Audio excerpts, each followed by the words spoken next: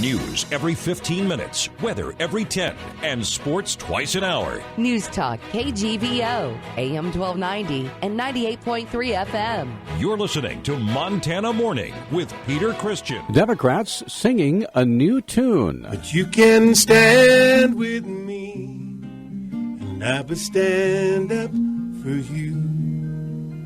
We can never be truly free until we lift all humanity. Good morning, everyone. It's Montana Morning for Monday, March 6, 2017. The sky's cloudy. It's 18 degrees. Roads mostly bare and wet after a lot of wet slush that fell yesterday. And again, we have 18 degrees in Missoula. Our newscast this morning, sponsored by Bulls Eyewear, Missoula's only certified master optician at 2910 South Reserve in the old R.P. Ellis location.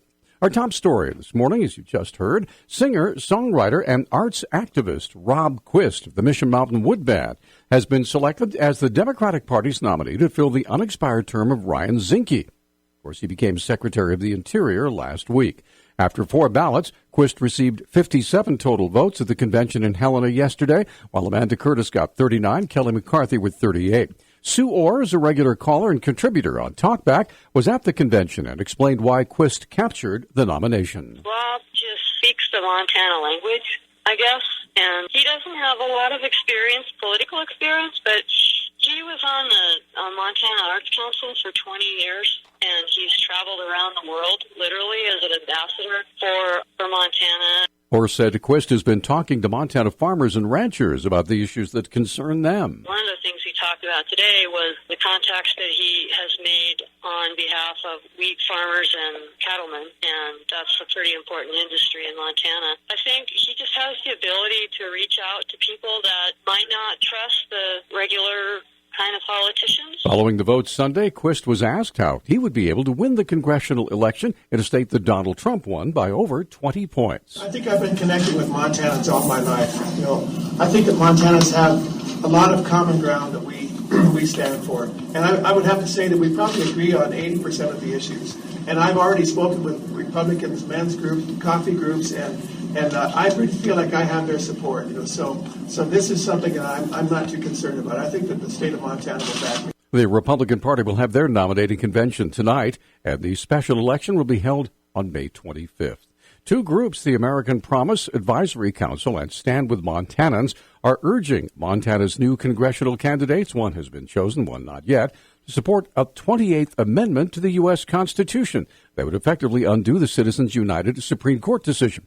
Spokesman and treasurer for Stand with Montanans, C.B. Pearson, said his group is asking the congressional nominees to stand by I-166, passed in 2012, upheld by the Montana Supreme Court. A little over 5 years ago, we passed Mission 166, I-166, that basically says corporations are not people and money is not speech, and encouraging our congressional members and senators to work for the passage of a 28th Amendment. Pearson said what's needed to push the amendment forward is a little Montana muscle. What we'd really like for them to do is put some Montana muscle to really organize in the House of Representatives. There's Republicans and Democrats, and it just is going to take some real Montana muscle to get this 28th Amendment passed. Of course, as we just mentioned, the Democrats chose singer-songwriter Rob Quist yesterday. And now a 7th Republican has added his name as a prospective candidate for Montana's vacant U.S. House seat.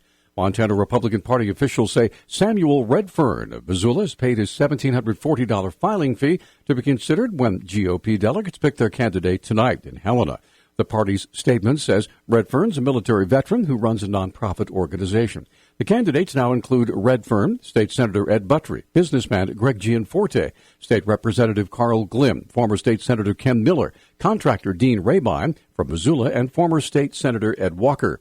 On Thursday, Drew Turiano of Helena dropped out of the race. About 200 Republican delegates will decide the GOP candidate for the May 25th special election to replace former Congressman Ryan Zinke. University of Montana recently released its official spring enrollment count for the semester.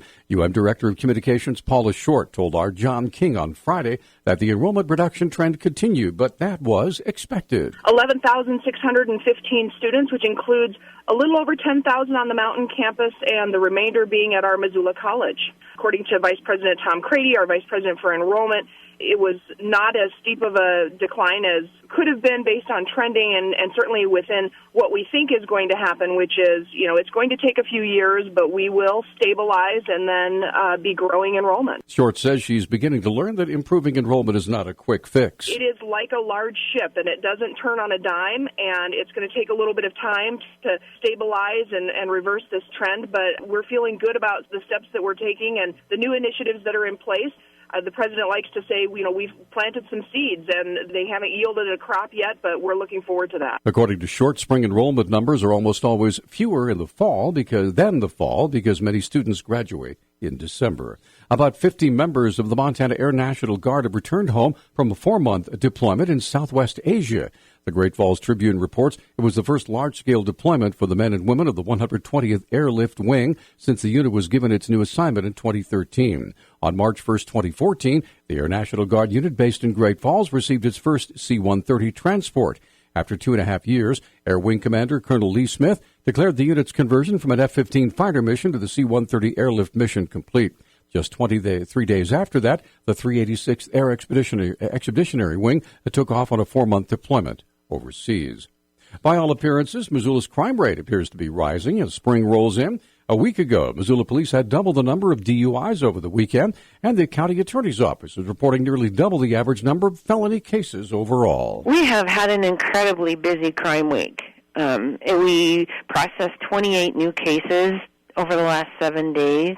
Just shy of 20 probably be our average. Somewhere in there, it's hard to say, and it's not real consistent. We sort of jump around, but 28 is pretty high. That's County Attorney Kirsten Pabst, who said the list of criminal activity goes on and on. Not surprisingly, 6 of those were drug cases, felony drug cases, but we had 6 new violent cases, 2 new endangerment cases, one involving negligent vehicular homicide, a sex case, 4 failure to registers or other status-type violations, and a whole handful of property crimes as well.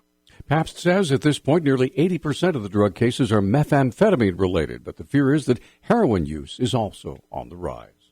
Our News Talk time now is 6:12. News Talk, KGVO. Missoula's official weather station. Mostly cloudy skies today with areas of snow. High temperatures will top out in the mid-30s. Tonight, overnight lows will drop back into the 20s with areas of snowfall. Accumulation should stay under an inch. I'm meteorologist Brooke Foster for Missoula's KECI 13.